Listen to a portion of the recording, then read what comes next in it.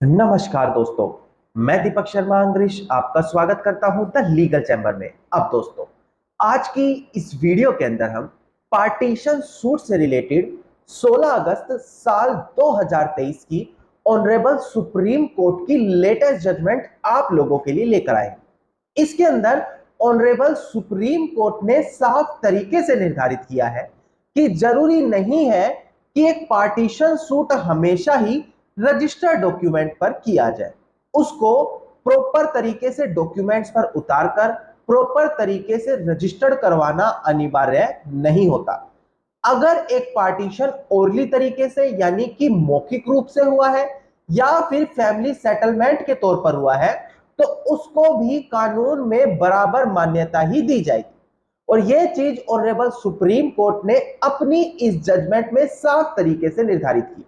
अब relevant judgement में एक बेटी उठकर संपत्ति में हिस्सा मांग रही थी और इस क्लेम को कर रही थी कि पहले प्रॉपर्टी पर कोई भी बंटवारा नहीं हुआ, क्योंकि मौखिक रूप से किया गया बंटवारा, सेटलमेंट के थ्रू किया गया बंटवारा एक्सेप्टेबल नहीं होना चाहिए। अब दोस्तों, इसी चीज के संदर्भ में ऑनरेबल सुप्रीम कोर्ट ने अपने इस पॉइंट को साफ तरीके से क्लियर करके दिया। इसके अलावा इससे पहले भी साल 2020 में ऐसे ही एक जजमेंट आ चुकी है जहां पर यही निर्धारित किया है कि अगर आप संपत्ति पर किया गया मौखिक बंटवारा साबित करना चाहते हैं तो क्या क्या रेलिवेंसी चीजें होती हैं जिनके थ्रू आप उस मौखिक बंटवारे को साबित कर सकते हैं।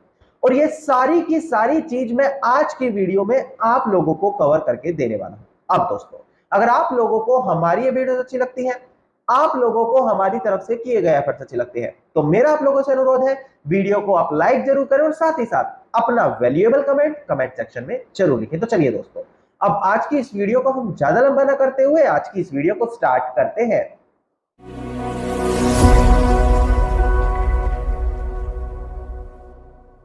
अब दोस्तों, हम बढ़ते हैं अपनी आज की वीडियो की ओर। सबसे पहले हिंदू सक्सेशन एक्ट यानी कि भारतीय उत्तराधिकार अधिनियम के सेक्शन नंबर 29 सब क्लोज ए में जो अमेंड हुआ है वो चीज मैं आपको क्लियर कर दूं। कारण यूं है क्योंकि लेटेस्ट जजमेंट में एक बेटी इस अमेंडमेंट का सहारा लेते हुए पहले किए गए पार्टीशन को चैलेंज कर रही थी। और मैं आपको साफ बता दूं कि अगर साल 2005 के संशोधन से पहले पारिवारिक संपत्ति का कोई बंटवारा हो गया है तो उस बंटवारे को चैलेंज करके बेटी या महिला अपने हिस्से की मांग नहीं कर सकती। अब दोस्तों, सबसे पहले डिस्प्ले पर आप सेक्शन 29 सब क्लोज ए पर ध्यान दीजिएगा ताकि आपको पूरा concept A to Z clear हो जाए। देखिएगा दोस्तों, डिस्प्ले पर सेक्शन 29 सब क्लोज ए आपको दिखाई दे रहा होगा। ध्यान दीजिएगा दोस्तों एक बार।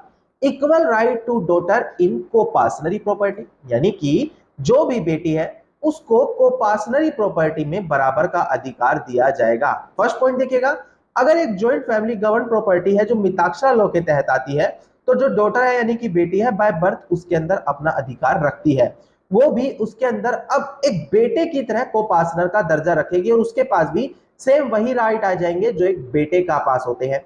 इसके अलावा यहां पर सेम लाइबिलिटीज और डिसेबिलिटीज उनकी बेटे की तरह उस कोपार्सनरी प्रॉपर्टीज में आ जाएगी। सेकंड पॉइंट देखिएगा, एट अ पार्टीशन यानी कि अगर ऐसी कोई जॉइंट फैमिली प्रॉपर्टी में बंटवारा होता है तो उसको भी बराबर का शेयर दिया जाएगा जो बेटे को मिलना चाहिए। यानी कि सरल भाषा में समझे तो बेटी को बेटे के समान अधिकार दिया गया है अमेंड करके यहां पर। नाउ दोस्तों, अब मैं आपको क्लियर करता हूं कुछ बेसिक चीजें। 1956 जब यह हिंदू सक्सेशन एक्ट एप्लीकेबल हुआ, 2005 इसमें संशोधन किया गया, अमेंड किया गया, फिर 2016, 17, 18 में बड़ी महत्वपूर्ण जजमेंट आई जैसे कि फूलवती और दनामा वाला मैटर आ गया। इसी प्रकार से बड़ी बड़ी महत्वपूर्ण जजमेंट आ गई यहां पर। इसके बाद जो आखिरी लेटेस्ट जजमेंट आई 2020 विनीता शर्मा बनाम राकेश शर्मा, वहां पर कुछ पॉइंट इंपॉर्टेंट हाईलाइट किए जैसे कि ये मायने नहीं रखता बेटी का विवाह 2005 से पहले हुआ है 2005 के बाद हुआ है, ये मायने नहीं रखता पिता का देहांत 2005 से पहले हुआ है या 2005 के बाद हुआ है। अगर उस संपत्ति को बंटवारा करके आगे जो लीगल ईयर्स है उनके पास ट्रांसफर कर दिया गया है तो ऐसी कंडीशन में वो प्रॉपर्टी पार्टीशन्ड मानी जाएगी और उसमें उठकर बेटी आज अपने हिस्से की मांग नहीं कर सकती। किस रेलिवेंट जजमेंट में क्लियर किया गया था ये? विनीता शर्मा बनाम राकेश शर्मा। डिस्प्ले पर आपको केस टाइटल भी दिखाई देगा ताकि इस रेलिवेंट जजमेंट का आप अपने केस में भी रेफरेंस दे सके। तो यहां से आपको निर्धारित हुआ कि 2005 से पहले किया गया बंटवारा एक्सेप्टेबल नहीं होगा। अब इसके अंदर एक बड़ा इंपॉर्टेंट क्वेश्चन उठा था कि क्या मौखिक रूप से किया गया बंटवारा कानून में माननीय है? जी हां दोस्तों, ओरल पार्टीशन एक्सेप्टेड है कानून के अंदर। बस उस ओरल पार्टीशन की प्ली को यानी कि केस को आप कोर्ट में केवल इतना बोलकर नहीं फाइल कर सकते कि हमारा मौखिक बंटवारा हो गया, इसको मानना पड़ेगा। जी नहीं, ऑनरेबल सुप्रीम कोर्ट ने कहा कि अगर आप मौखिक बंटवारा अपना साबित करना चाहते हैं तो रेलिवेंट पब्लिक डॉक्यूमेंट्स के साथ आप लोगों को उसको साबित करना पड़ेगा। रेलिवेंट पब्लिक डॉक्यूमेंट समझिएगा दोस्तों, कितना इंपॉर्टेंट टर्म क्लियर कर रहा हूं। रेलिवेंट पब्लिक डॉक्यूमेंट से मतलब है, मान लेते हैं एक 100 गज की जमीन है जिसका दो भाइयों ने मौखिक बंटवारा कर लिया कि 50 गज आपकी 50 गज मेरी, हम रजिस्ट्री नहीं कराते, क्यों पैसा खराब करें ना। जिस भाई के पक्ष में 50 गज आई है उसने उस 50 गज वाले हिस्से पर अपने नाम से बिजली connection, water connection, municipal tax, revenue record में टैक्स, जमाबंदी, दाखिल खारिज, ये सारे पब्लिक डॉक्यूमेंट्स आ गए। ये सारे डॉक्यूमेंट अपने उस 50 गज के हिस्से में अपडेट करा दिए ना। अब जब कभी भी कोई कोर्ट में ओरल पार्टीशन साबित करना चाहेगा तो ये सभी डॉक्यूमेंट्स कोर्ट में लगाए जाएंगे ताकि ये चीज एस्टेब्लिश की जा सके, देखिए हमारा तो पहले ही मौखिक बंटवारा हो गया था, इसी के बाद जो हमारा हिस्सा बना है उसके अंदर हमने सभी सरकारी रिकॉर्ड पब्लिक डॉक्यूमेंट्स में अपना नाम चढ़वा लिया है। इस तरीके से मौखिक बंटवारा कोर्ट में साबित किया जाएगा दोस्तों। नाउ ये चीज क्लियर हो गई आपको कि मौखिक बंटवारा भी कोर्ट में एक्सेप्टेबल है। किस तरीके से साबित किया जाता है वो चीज भी मैंने आपको क्लियर कर दी। अब 16 अगस्त साल 2023 की जजमेंट में आपको क्लियर कर दूं।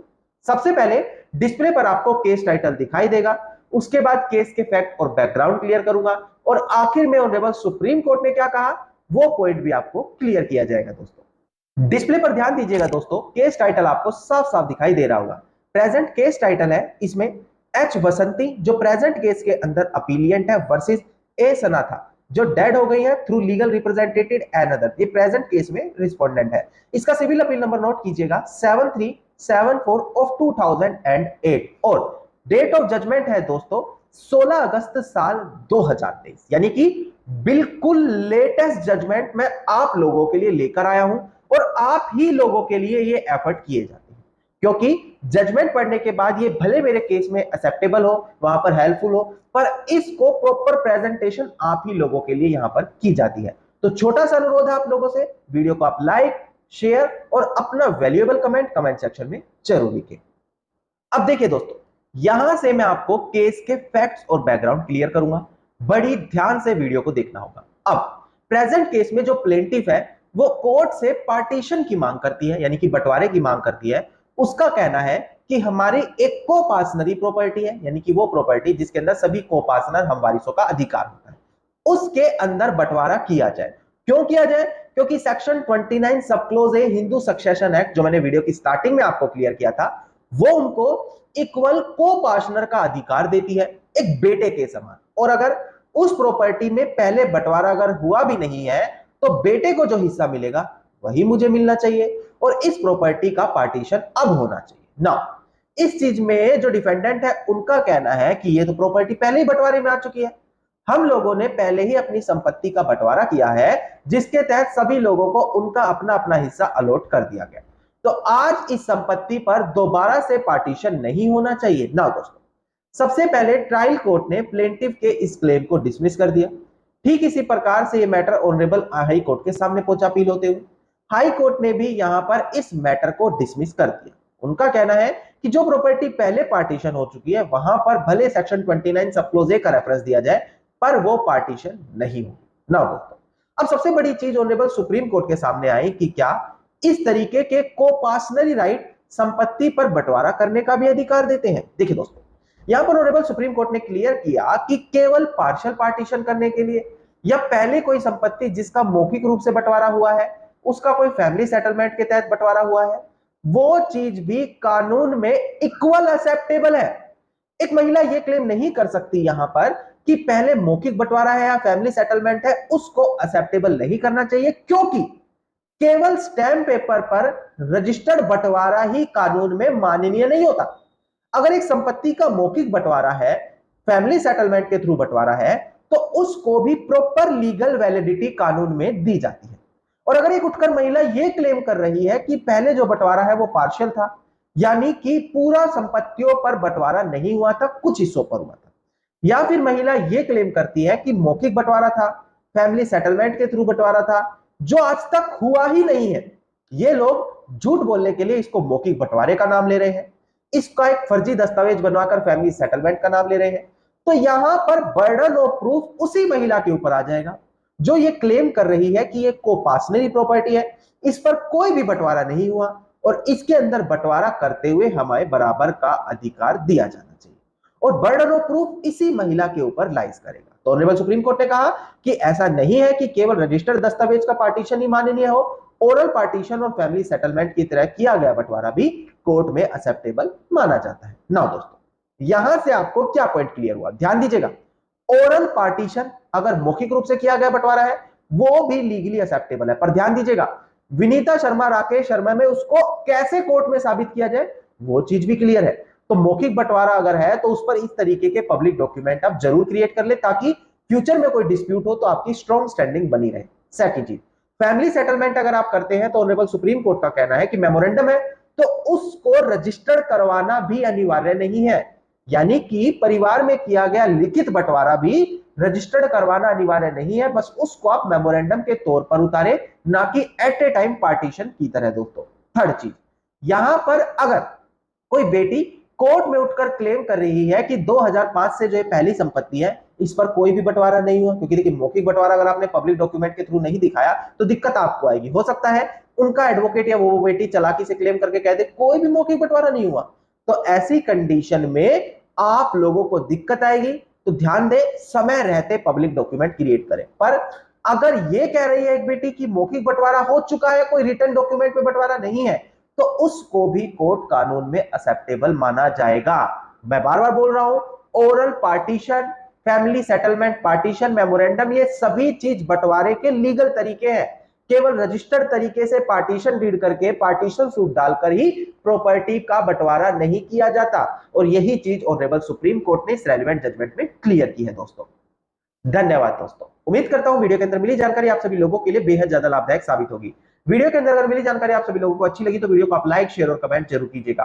वीडियो से जुड़ा अगर आप लोगों का कोई भी क्वेश्चन है तो आप कमेंट सेक्शन में मुझे लिख सकते हैं। इसके अलावा अगर आप इसी प्रकार की इंफॉर्मेटिव वीडियोस रोजाना पाना चाहते हैं तो चैनल को सब्सक्राइब करते हुए नोटिफिकेशन बेल आइकन आप जरूर दबा दें।